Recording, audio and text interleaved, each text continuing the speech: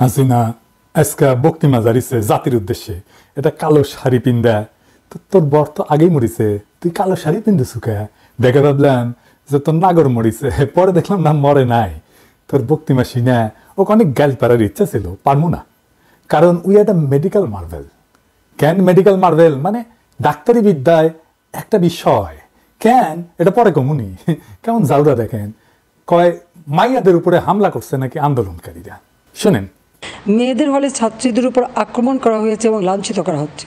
মানে ওই কভার চাচ্ছে যে ওর ছাত্রলীগের নেত্রী করে যে থেরাপি দিছে না আঙ্গরে মাইয়ারা, সেটা তো থেরাপি তো দিছে মাইয়ারা। তাও তো মারেনি, কান ধরে উদ্বাস করেছে আর খুঁটিত বেঁধে থুইছে। এডিটর সাহেব দেখান না।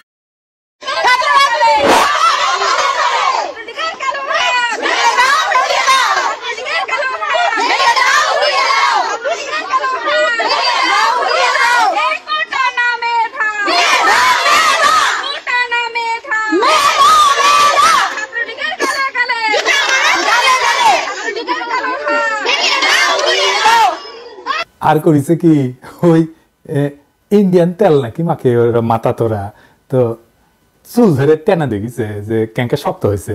আর তোর কুত্তারা তো হাঙ্গারে মাইয়াদের গায়ে হাত তুলিছে, শুধু হাত তোলে নাই, রক্তাক্ত করেছে। তো হাঙ্গারে মাইয়াদের হাতে তুলে দেবো, ওই বাহিনীর হাতে তুলে দেবো। এইটা সাহেব দেখান কাদের কাদের আমরা চিহ্নিত করছি, এক এক করে দেখান। দেখেছেন? দেখেন, দেখেছেন?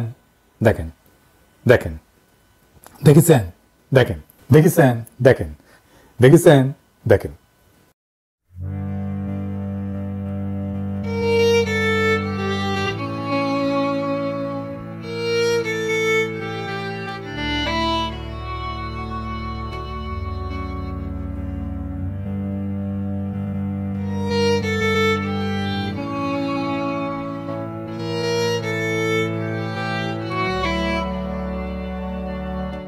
চট্টগ্রামে নাকি ছাদ থেকে ফেলে দিছিল আন্দোলনকারীরা। চট্টগ্রামে সন্ত্রাসীরা বহুতল ভবনের ছাদ থেকে ছাত্রদের হত্যার উদ্দেশ্যে নির্মমভাবে নিচে ছুঁড়ে ফেলে দিয়েছে। ছাত্রলীগ ফেলে দিছে আন্দোলনকারীদেরকে। আর এই যে দেখেন, নাম্বার প্লেট গাড়ি দিয়া চট্টগ্রামে অস্ত্র সাপ্লাই দিচ্ছে। গাড়িটা দেখেন,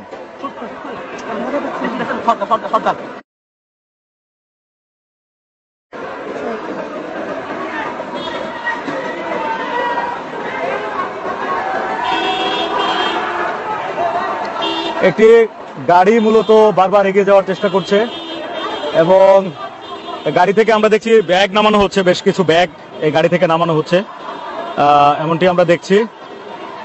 বেশ কয়েকটি ব্যাগ নামানো হয়েছে গাড়ি থেকে এবং এগুলো বিভিন্ন জন কাঁধে নিচ্ছেন, হেলমেট পরা বেশ কয়েকজন।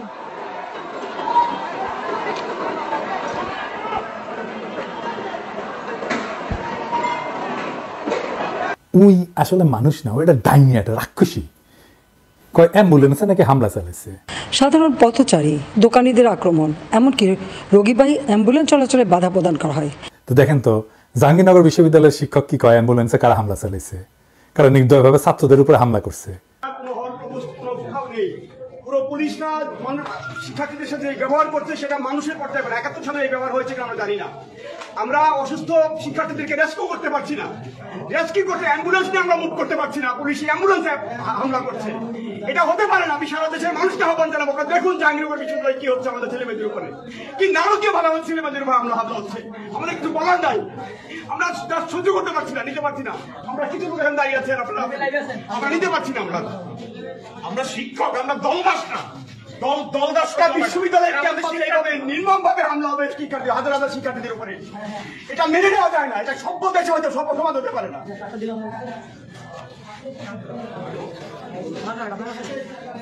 100 জন শুটার আনিছিল ছাত্রলীগ, জাহাঙ্গীরনগর ইউনিভার্সিটিতে ছাত্রলীগের পোলাপান আগেই প্রকাশ্যে গণহত্যার হুমকি দিছে।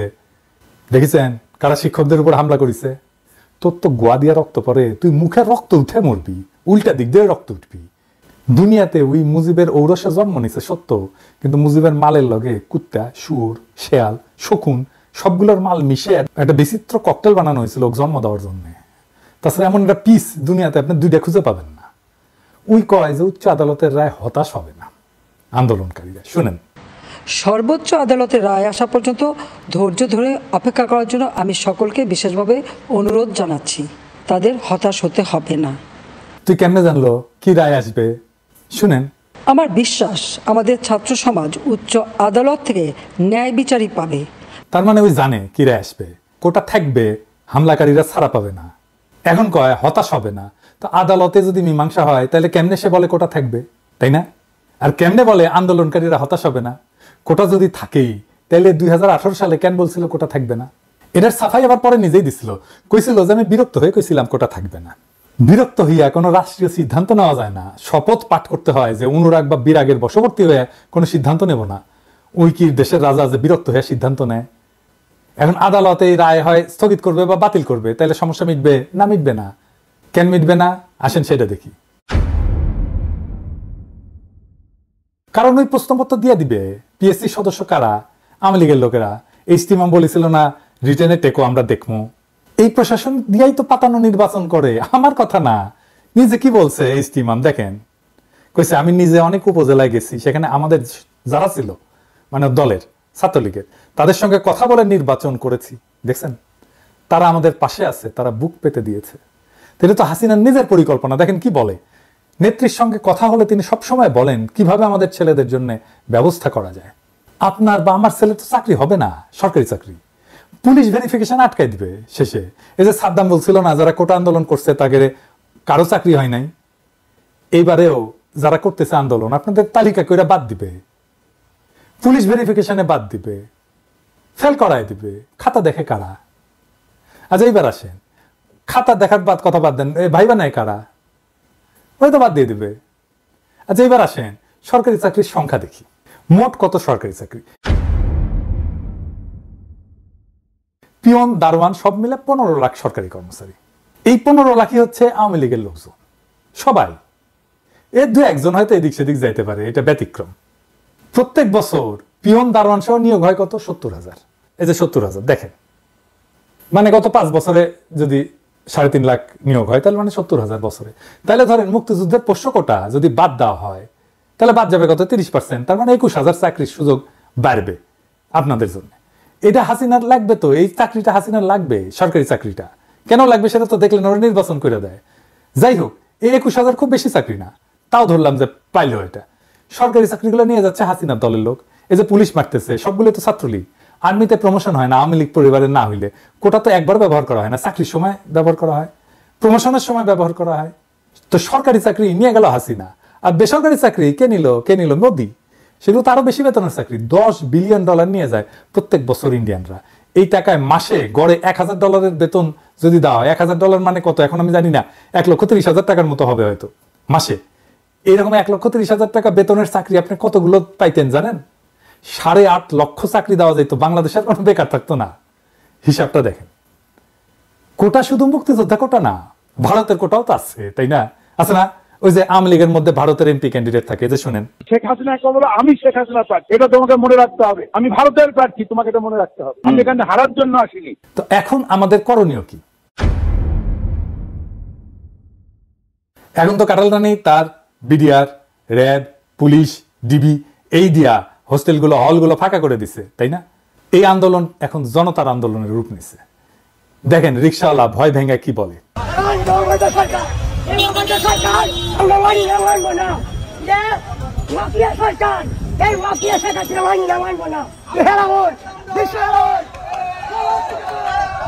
আমাদের মনে হয় এটা অযুক্তি না, কারণ মুক্তিযোদ্ধারা সন্তানরা চাকরি পাইছে, তার এখন নাতিরাও পাইতেছে, এটা তো সম্ভব না। কারণ আমার সন্তান কি করে খাবে? আগামীতে আমার সন্তান কি করবে? আমার সন্তানের তো প্রাপ্য আছে, মেধাবী যখন হবে তখন আমার সন্তানের তো একটা সরকারি চাকরিজীবী আশা থাকে। বা আমি যে রিক্সা চালায়া আমার সন্তানক এত কষ্ট করে মানুষ করে মেধাবী ছাত্র বানায়া যদি তার চাকরি না হয়, সেও যদি রিক্সা চালায় তাহলে এই শিক্ষার কোনো প্রয়োজন নেই আমাদের দেশে। দেখেন শিশুরা যুক্ত হচ্ছে আন্দোলনে, বাসা থেকে পানির বোতল দিচ্ছে, দেখেন শিশুরা চকলেট দিচ্ছে।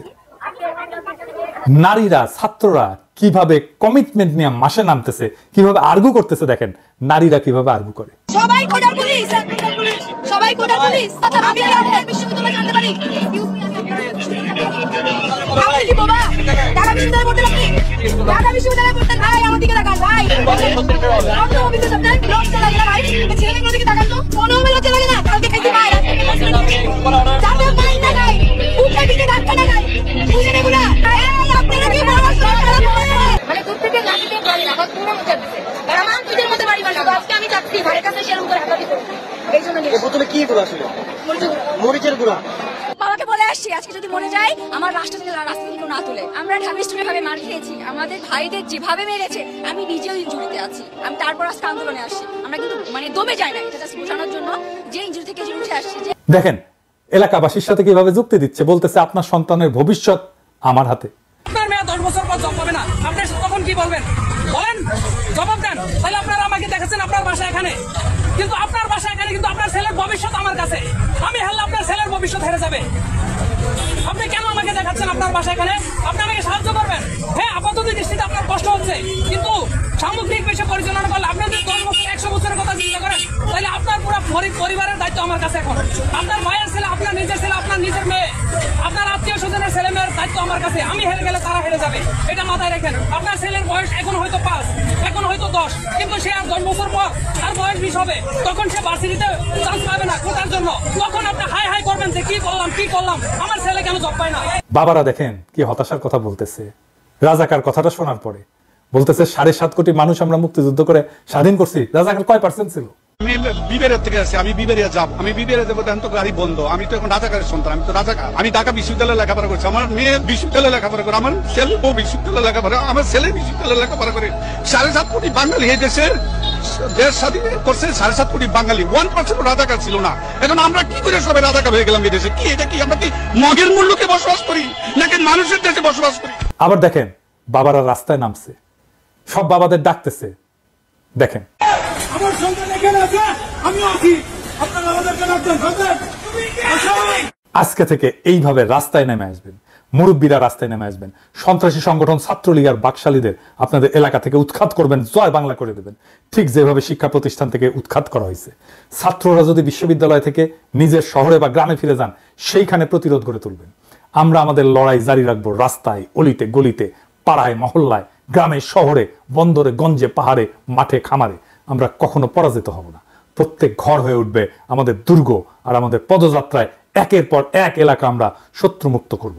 বাংলাদেশের পবিত্র মাটি থেকে অভিশপ্ত আওয়ামী লীগের শেষ চিহ্ন মুছে ফেলবো। খেয়াল রাখবেন মুক্তাঞ্চলে যেন হাসিনার দল শুধু না, তার বাপের যেন কোনো চিহ্ন না থাকে। হাসিনার প্রভু মোদি যেন জানে কি বিপুল ঘৃণা হাসিনার প্রতি মানুষের। হাসিনারে যে সমস্ত পশ্চিমা শক্তি, আন্তর্জাতিক শক্তি তার সাথে কথা বলতে আসবে, সমর্থন করা তো দূরের কথা, তাদেরকে আমরা প্রশ্ন করব, হিটলারের সাথে কি আপনি ডিল করতেন? মুসলিনের সাথে ডিল করতেন? কোন নৈতিকতা একজন ফ্যাসিস্টের সাথে আপনারা ডিল করেন? হাসিনা কি করতেছে, হাসিনার দলের লোকেরা কি করতেছে আপনারা দেখেন না? জানেন না? দেখতেছেন না বসে? এখন লজ্জা লাগে না আপনাদের? আপনাদের সাথে আগামীর বাংলাদেশ ডিল করবে? গতকালের ভিডিওতে আমি আহ্বান জানাইছিলাম মাদ্রাসার ছাত্রদের, হাটহাজারী মাদ্রাসার ছাত্ররা আন্দোলনে নামছে। দেখেন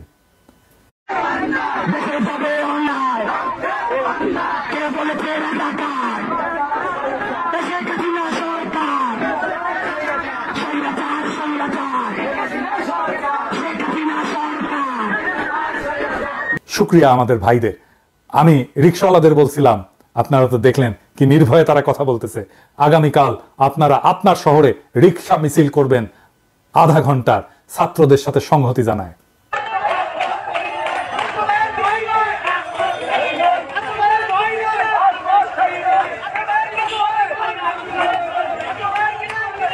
গার্মেন্টস শ্রমিকদের আবারও আহ্বান জানাইবো, আপনারা আপনাদের দাবি নিয়ে মাঠে নামেন।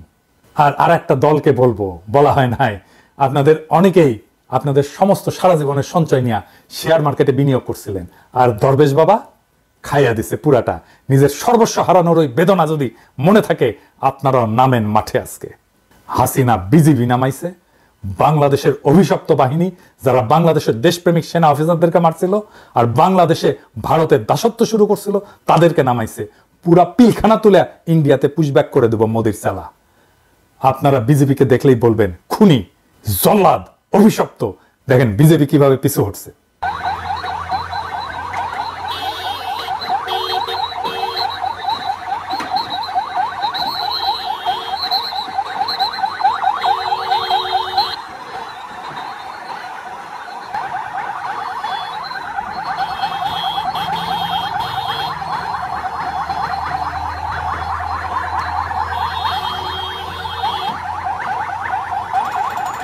স্যাংশন খাওয়া র্যাব নামাইছে আর নামছে ভাতের হোটেলের হারুন। হারুন না তোর গোয়ার মধ্যে ইন্ডিয়ান মরিচ পটকা ঢুকায় ফুটায় দেবো, তোর ডিবি অফিস বুলডোজার দেয়া মাটির সাথে মিশাই দেবো। কইছি ব্যারাকে থাকবো, ব্যারাকে থাকবো, ব্যারাকের বাইরে এক পাও ফেলবো না।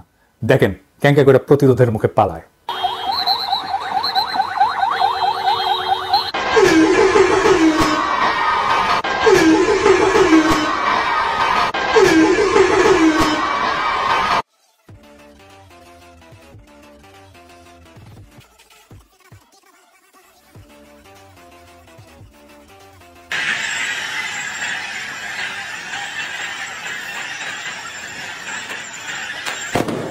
খালি সাহস কইরা রুখে দাঁড়াইতে পারলেই এরা ফুটবে। মনে সাহস রাখবেন আর চোখে রাখবেন প্রতিশোধের আগুন। মনে রাখবেন শৃঙ্খল ছাড়া আমাদের হারানোর কিছু নাই, কিন্তু আমরা অর্জন করতে পারবো বীরের জীবন। ওরা একবার আমাদের হটাবে, আমরা আবার সংগঠিত হয়ে তরঙ্গের পর তরঙ্গের মতো বারে বারে ঝাঁপায় পড়বো, যতদিন খোদা তাআলা আমাদেরকে বিজয়ী হওয়ার তৌফিক না দেন।